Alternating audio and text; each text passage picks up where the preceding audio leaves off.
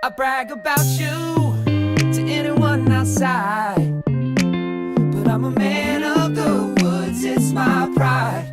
I'm sorry, baby, you know I try. Hi everyone, it's halfway through March and hopefully spring is in full swing where you are. Between March breaks and St. Patrick's Day and soon Easter, it's feeling like we're making it through winter. And hard to believe, but it's been 6 weeks since we were all together at the IFL.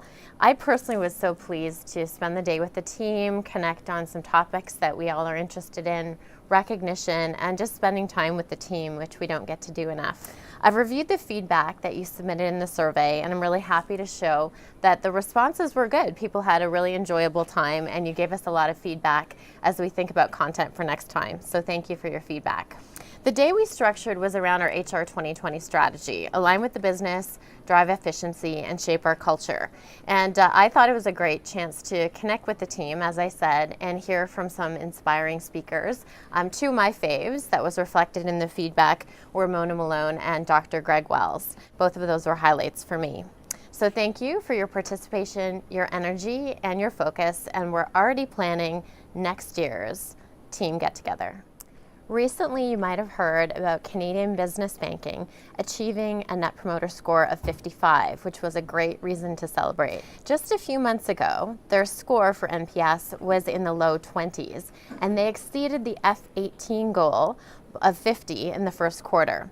It's a significant milestone for the Canadian PNBP redefined journey, and it's testament to great leadership of the leaders in the headquarters, of our frontline business bankers, and our partners in CE, and on our team who've been supporting the work.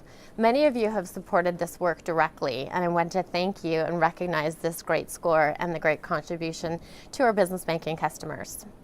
Redefine is an important organizational transformation for us, and it's helping us to evolve to keep pace with our customers. We know our customers are using their phones and online more and changing how they interact with us. If some of you are as old as me, you might remember your parents going into the bank on a Friday before a long weekend to get money because the bank was closed. Some of you might also remember traveler's checks. When I was 19, I went to Australia, the green fanny pack from Eddie Bauer, and I had traveler's checks. So just thinking about a few years ago how times have changed. And so now when people come into a branch, they don't come into a branch for cash or for traveler's checks, they come in for advice. And that's business banking customers, our personal banking customers, and our wealth customers. And so we at BMO and on our team here in HR, we're shifting as well to keep pace with this change in behavior. And from my perspective, it's a very exciting time of change. Org simplification is a key piece of work being led by Richard Rutherham, and it supports Daryl White's agenda of Unify, Simplify, Accelerate, and it's part of the Infinity bundle of work that I'm sure you've heard about. All of our businesses have been asked to transform in a way that increases productivity and allows us to focus on the things that matter most to our customers and our clients. Org simplification also aligns with the BMO Pulse feedback that we've all heard, that our people want us to reduce complexity, create efficiency, and improve the way we work. In terms of productivity, our recent results last quarter were a reminder that we continue to lag the market, our competitors, and we have work to do in this area. So as we approach org simplification, and this will be an initiative that will span quite a bit of time, I'll give you updates on the process of the work. And I know most of you are involved with it, so a lot of you know the piece that you're working on. So right now, across the HR division, we're almost completed the design phase, which is our blueprint for what we'll do next over the next few quarters. We paid particular attention to simplifying our operating models, simplifying structure, taking out excess work and processes, and removing low-value work. As we move into the implementation stage, we'll continue to work together, focusing on change, management, and communications. And so, as I said, I know this work has touched almost everybody on the team, and there have been significant demands placed on all of you. Not only is the work hard and a lot of judgment and guidance and influence, it's also fast-paced. So between Redefine and org simplification, it's been a busy quarter. We're being asked as an HR division to think in ways we haven't really thought of before, really transformationally, really innovatively, and in really compressed timeframes. Both of these projects, Redefine and the Infinity Org Simplification, are about making fundamental, sustainable change that brings BMO to the future. And HR is really leading from the front on all of this work. And so I know the pressure is high stakes and it can be very stressful, but it's also the kind of meaty strategic work that HR people love the most. So I hope you join me in taking breaks and refreshing and taking some time away when you need to, but getting really energized and excited about the work. A huge portion of our team is working on Redefine or Infinity or both, and our Workforce Solutions colleagues are supporting us in this. So I just wanted to say thank you to the team as a whole and to you individually, and hope that each of you realize the impact that you're having in redefining the shape of our company. Employee appreciation happened a couple weeks ago, and I certainly didn't need to be reminded about how proud and appreciative I am of our team, so thank you. With BMO Pulse right around the corner, I wanted to review what we've been up to as a team around our own BMO Pulse.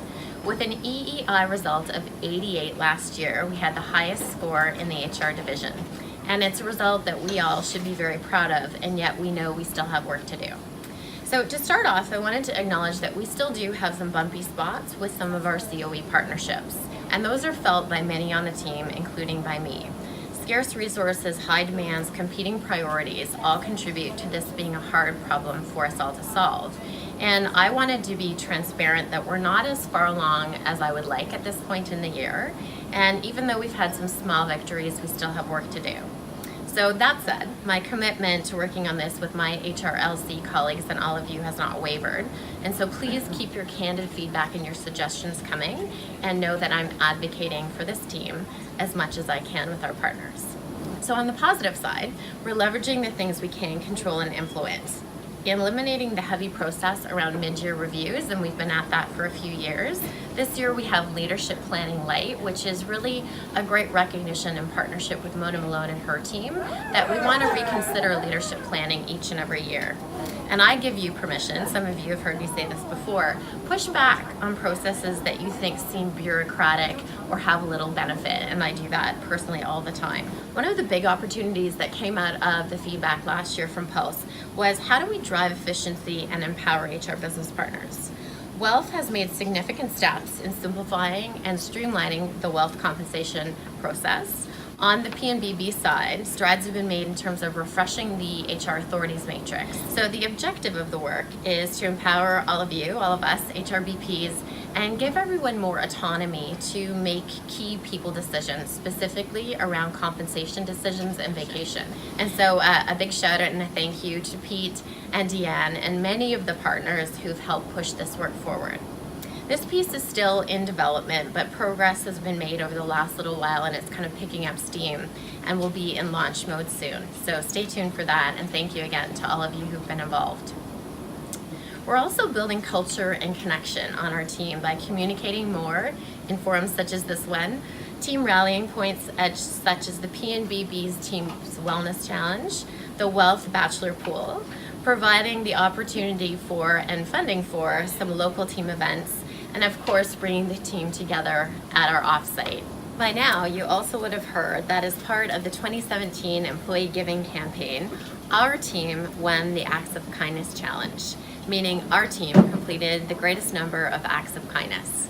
And as the winning team's very proud leader, I will now have the great pleasure of conducting one final act of kindness for a charity of choice. So stay tuned for my final act. And I just wanted to comment on this. I was so proud when I heard this news, and it's a great testament to the heart, humanity, and culture of this team. So well done, and thank you. Over the past few months, we've been providing monthly Pulse updates with our Tell Me Something Good pieces. And today I'm including, along with the video, the Pulse infographic from 2018. It captures a whole year's worth of activities across our group. And it's not exhaustive. I know there's many things going on across the whole group, grassroots initiatives that help build our engagement and our culture. But I wanted to just give you a flavor of what the team has been up to. And so once again, thank you for your engagement, thank you for your feedback, and I hope you all continue to feel supported and engaged. And finally, Wednesday, April 11th is International Day of Pink. The day is a rallying point around bullying, discrimination, homophobia, transphobia, and transmisogyny. I was incredibly moved last year that so many of our folks across the whole company participated in Day of Pink last year. And you can look for some testimonials from our BMO colleagues on our BMO HR Instagram feed. With our Dress for Your Day initiative, I hope you join me and many leaders across BMO as we wear pink on April 11th. Until next time, I wish you a fabulous month ahead. Bye for now. I brag about you to anyone outside.